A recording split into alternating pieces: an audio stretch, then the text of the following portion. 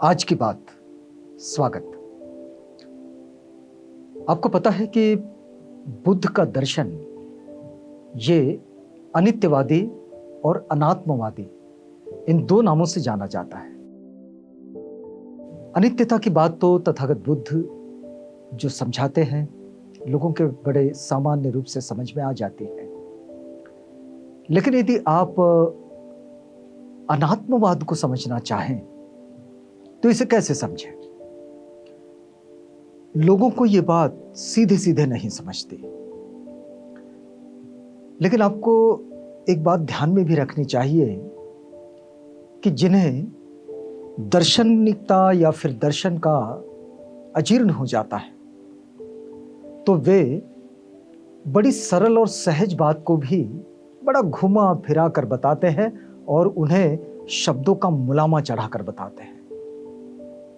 लेकिन बात होती है बड़ी सरल, जो तथागत ने बड़े ही सामान्य रूप में समझाई है। आज हम समझेंगे कि आत्मवादी और अनात्मवादी इन दोनों को पहचाना कैसे जाए, क्योंकि ये दोनों लोग मिलते तो हैं। जो अनात्मवादी है वे भी और जो आत्मवादी है वे भी। बौद्ध साहित्य के, बौद्ध दर्शन के बड़े प्रकांड विद्वान हैं भदंत डॉक्टर आनंद कौशल्यायन जी। डॉक्टर आनंद कौशल्यायन जी ने एक छोटा सा, बहुत शुरुआती समय में वे कोई ग्रंथमाला, पुस्तकमाला चलाते थे और उसमें छोटे छोटे लेख लिखा करते थे, जो बाद में पुस्तक के रूप में बुद्धभूमि प्रकाशन लेकर आई। तो बुद्धभूमि प्रकाशन का एक छोटा सा पुस्तक है और जिसका शीर्षक डॉक्टर भदंत आनंद कौशल्यायन जी ने दिया है, बौद्ध दर्शन की महान देन अनात्मवाद। तो ये जो अनात्मवाद है इसको समझते हैं और आत्मवादी किस तरह से किसी चीज का विश्लेषण और वर्णन करते हैं इसे भी समझते हैं। भंते जी ने इसमें एक बड़ा अच्छा सा उदाहरण दिया है। उस उदाहरण को आपको बताते हैं। भंते जी कहते हैं कि एक यार कुर्सी का उदाहरण ले लो और समझ लो। उससे पहले वे कहते हैं कि अनात्मवाद और आत्मवाद तथा दोनों ही एक ऐसे वाद नहीं है जिन्हें सरलता से समझने या समझाने का प्रयास न किया जा सके। तो भंते जी इसे बड़े सरलता से समझाने की कोशिश कर रहे हैं, वही बात आप तक पहुंचाते हैं। भंते जी लिखते हैं कि हम एक कुर्सी का उदाहरण ले ले। आप किसी भी कुर्सी के बारे में बड़े मजे से कह सकते हैं कि भाई ये जो कुर्सी है, इस कुर्सी की 4 टांगे हैं, 2 हत्थे हैं, एक इसकी पीठ है, एक इसकी सीट है जिस पर लोग बैठते हैं, और इस कुर्सी की एक सीट अर्थात कुर्सी में इन सब के हिस्से में, इन सब हिस्सों में पृथक कोई वस्तु नहीं है। 4 टांगे हैं, 2 हत्थे हैं, एक पीठ है और एक सीट है, और ये सब मिलकर एक पृथक कोई वस्तु नहीं है, ये कुर्सी है। यदि आप ऐसा कहते हैं तो फिर आप आत्मवादी हैं। लेकिन यदि आप इसी बात को दूसरे लहजे में कहते हैं, भंते जी लिखते हैं कि आप इसी कुर्सी के बारे में यूं भी कह सकते हैं कि इन 4 टांगों, इन 2 हत्थों, इस एक पीठ और एक सीट का सम्मिलित नाम कुर्सी है। इन चारों हिस्सों में पृथक कोई कुर्सी है ही नहीं।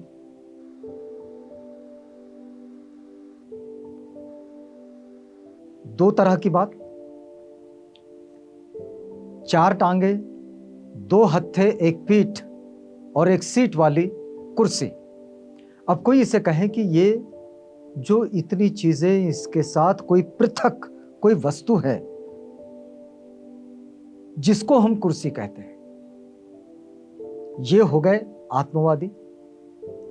और दूसरी बात, जो ये कहें कि भाई ये 4 टांगे, 2 हत्थे, एक पीठ और एक सीट, इन सब का मिला जुला नाम ये कुर्सी है, इससे पृथक कोई वस्तु नहीं है, तो ये हो गई अनात्मवादियों की बात। फिर आप कुर्सी के अलग अलग गुणों का वर्णन कर सकते हैं कि ये जो कुर्सी है, ये कुर्सी लकड़ी से बनी है, ये बहुत भारी नहीं है, ये बहुत हल्की भी नहीं है, इसे एक जगह से उठाकर दूसरी जगह पर रखा जा सकता है, और ये बड़ी आरामदेह है। तो इस तरह के अलग अलग गुणों के साथ इस कुर्सी के गुण बताए जा सकते हैं। लेकिन इस प्रकार यदि आप कुर्सी के इन गुणों से पृथक, इन गुणों को धारण करने वाली किसी कुर्सी को, किसी गुणी को मानते हैं, इन गुणों को धारण करने वाली कोई कुर्सी, कोई गुणी है जो इससे पृथक है, इससे अलग है, ऐसा अगर आप मानते हैं तो फिर आप आत्मवादी हैं।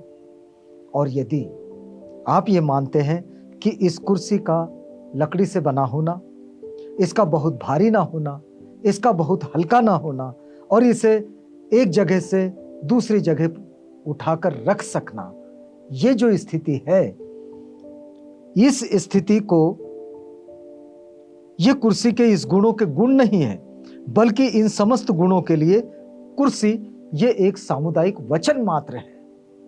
तो फिर कुर्सी के गुणों से पृथक किसी गुणी का अस्तित्व है ही नहीं। वे कुर्सी और उसके गुण, इनको कोई पृथक अस्तित्व दिया जाए? बिल्कुल नहीं। तो फिर आप अनात्मवादी हैं। तो इस तरह का विश्लेषण भंते जी लिखते हैं। इसको, अपनी बात को समझाते हुए मिलिंद प्रश्न का एक छोटा सा आधार भी देते हैं। मिलिंद प्रश्न में आपने देखा होगा कि भंते नागसेन और राजा मिलिंद, इनका ये संवाद है। नाम से ही जाहिर होता है कि राजा मिलिंद के प्रश्न है और भंते नागसेन के उत्तर है। तो इसमें इस बात को, कुर्सी वाली बात जो अलग से समझाई गई, जो भंते जी ने अपनी ओर से लिखे, और फिर इसमें मिलिंद प्रश्न का उदाहरण देते हुए वे बताते हैं कि यूनानी राजा मिलिंद ने महास्थविर नागसेन से प्रश्न किया कि आप कहते हैं कि आपके साथी आपको नागसेन नाम से पुकारते हैं, आपके साथी आपको नागसेन नाम से पुकारते हैं, तो ये नागसेन क्या है? क्या ये केश नागसेन है? क्या ये रोए नागसेन है? क्या ये नख, दांत, चमड़ा, मांस, स्नायु, हड्डी, मज्जा, वक्र, हृदय, यकृत, पिल्हा, तिल्ली, फुसफुस यानी कि फुफ्फुस, आंत, पतली आंत, पेट, पाखाना, पित्त, कफ, पसीना, मेंदू, चर्बी, लार, नेटा, लासिका अथवा दिमाग, ये नागसेन है? तो भंते नागसेन कहते हैं नहीं महाराज। फिर वे कहते हैं भंते मैं आपसे पूछते पूछते थक गया कि नागसेन क्या है और आप कुछ बताते ही नहीं। तो क्या नागसेन केवल शब्द मात्र है? आखिर नागसेन है कौन? आप झूठ बोलते हैं, नागसेन कोई नहीं है। तो फिर अब नागसेन की बारी थी। नागसेन ने राजा मिलिंद से पूछा, बोले महाराज आप क्षत्रिय बहुत ही सुकुमार है। इस दोपहिए की तपी और गर्म बालू तथा कंकड़ों से भरी भूमि पर पैदल चलकर आने से आपके पैर दुख रहे होंगे, शरीर थक गया होगा, मन को अच्छा नहीं लग रहा होगा और बड़ी शारीरिक पीड़ा हो रही होगी। क्या आप पैदल चलकर यहां आए या फिर किसी सवारी पर? तो राजा मिलिंद कहते हैं नहीं नागसेन, मैं पैदल चलकर तो नहीं, किंतु रथ पर बैठकर आया हूं। यदि आप रथ पर आए तो मुझे बताएं कि आपका रथ कहां है। महाराज क्या ये जो ईशादंड है ये रथ है? क्या ये अक्ष ये रथ है? ये रथ का पंजर ये रथ है? महाराज क्या ईशा इत्यादि सभी एक साथ रथ है? तो बोले नहीं बनते। तो महाराज मैं तो आपसे पूछते पूछते थक गया, लेकिन आप बता ना सके कि रथ कहां है। क्या रथ केवल शब्द मात्र है? महाराज आप झूठ बोलते हैं कि रथ है। महाराज आप सारे जम्बूद्वीप के सबसे बड़े राजा हैं, आपको किसका डर है? आप किसके डर से झूठ बोलते हैं? तो राजा मिलिंद ने नागसेन से कहा कि भंते मैं झूठ नहीं बोलता, ईशा इत्यादि रथ के अवयवों के आधार पर केवल व्यवहार के लिए रथ ऐसा नाम दिया गया है। तो आयुष्मान नागसेन कहते हैं कि महाराज आपने बिल्कुल ठीक कहा, आपने जान लिया कि रथ क्या है। और इसी तरह मेरे केश इत्यादि के आधार पर केवल व्यवहार के लिए मुझे नागसेन कहा जाता है। परमार्थ में नागसेन ऐसा कोई भी विद्यमान नहीं है। अब प्रश्न पैदा होता है कि किसी भी पुरुष अथवा अन्य किसी भी जीव के द्वारा जितनी भी क्रियाएं होती है, क्या उनका कोई कर्ता होता है? सामान्य सा प्रश्न है, क्योंकि ये आत्मवादी और अनात्मवादी लड़ते इसी बात पर है। तो इसका कोई कर्ता होता है? तो यदि देखिए कि कौशिक की उपनिषद का यह कहना है कि दृष्टा को देखो, जानने वाले को देखो, इसका मतलब यह हुआ कि गहराई से सोचने पर आपको मालूम होगा कि यह समझना कि आंख देखती है यह भ्रम है, कान सुनता है यह भ्रम है, बल्कि सच्चाई यह है कि इस देखने वाली आंख के परे कोई वास्तविक देखने वाला, सुनने वाला, कानों के परे कोई वास्तविक सुनने वाला है। ये देखने वाला, ये सुनने वाला ही आत्मवादियों का आत्मा है। ये वास्तव में होता नहीं होता, लेकिन ये आत्मवादियों का यही आत्मा है जिसको ये मान के चलते हैं, जो एक भ्रम मात्र है। सच्चाई ऐसे है। ये बात उपनिषद में आती है। अब इसी बात को जब तथागत बुद्ध से पूछा गया तो भगवान बुद्ध का क्या उत्तर है, देखिएगा। जब बुद्ध से यही प्रश्न पूछा गया कि भंते फुसती फुसती ती बुच्चती को फुसती, अर्थात भंते कहा जाता है कि स्पर्श करता है तो कौन स्पर्श करता है? भगवान बुद्ध का उत्तर कौशिक की उपनिषद के उत्तर का ठीक विरोधी है। वे कहते हैं न कल्लो अयं पइयों को फूसती थी। यह प्रश्न ही गलत है कि कौन स्पर्श करता है। 6 इंद्रियों के होने से स्पर्श होता है, अर्थात जहां कहीं भी 6 इंद्रिय और उनके रूप, रस आदि विषय विद्यमान रहते हैं, बस वही स्पर्श होता है।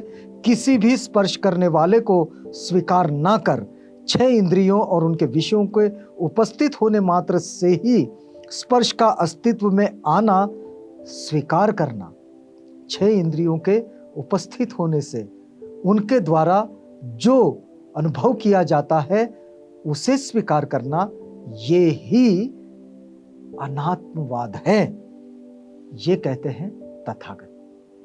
तो आत्मवादियों का और अनात्मवादियों का जो झगड़ा है, शायद आप भी समझ रहे होंगे कि ये समझ की बात है, लेकिन इसमें वास्तविकता का जो फेर है, वास्तविकता का जो अंतर है, समझ का जो अंतर है, वो अंतर तथागत बुद्ध का और जो उपनिषद से उत्तर मिला उसका, इसमें एक बड़ा अंतर है। तथागत मनुष्य को तार्किक तौर पर खड़ा करते हैं, उसकी बुद्धि की कसौटी को कसने के लिए उसको तैयार करते हैं और फिर उसे जीवन जीने के लिए आगे बढ़ाते हैं। जो ये मानते हैं कि कानों के अंदर जो सुनाई देता है उसमें सुनने वाला कोई और है, और तथागत कहते हैं कान ये अपने आप में जो इंद्रिय है, इस इंद्रिय की जो अनुभूति है वो ही अनात्मा है। उसमें आत्म के होने की कोई भी गुंजाइश नहीं बचती है। यहाँ रुकते हैं, ये बड़ा गहरा विषय, इस विषय पर फिर कभी आपसे बातचीत करेंगे। यहाँ रुकते हैं, कल मिलेंगे किसी और जानकारी के साथ। तब तक के लिए हमें इजाजत दीजिएगा।